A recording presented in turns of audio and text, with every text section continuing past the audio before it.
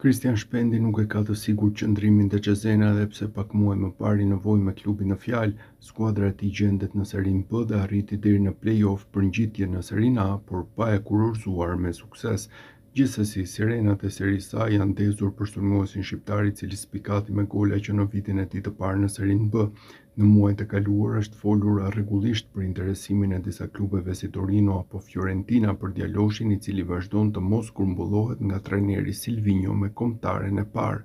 Tani ai ka përfunduar dhe në radaret e një klubi që i ka befasuar të gjithë në 2 sezonet e fundit në Serie A, Bolonjës. Ky e fundit fillimisht siguroi vendin e 5 te kualifikimi në Ligën e Kampioneve një sezon më parë, ndërsa në këtë sezon që përfundoi pak javë më parë triumfoi në Kupën e Italisë. Skuadra do të marrë pjesë në Ligën e Europës dhe mediat italiane raportojnë se po kërkon alternativa cilësore që të paraqitet denjësisht në të gjitha kompeticionet, ndaj po sheh edhe Shpendin si alternativë për repartin e sulmit, teksa beson se në ndërtimin e Vincenzo Italiano, sulmuesi shqiptar do të arrijë të bëjë një tjetër hap para në rritjen e tij.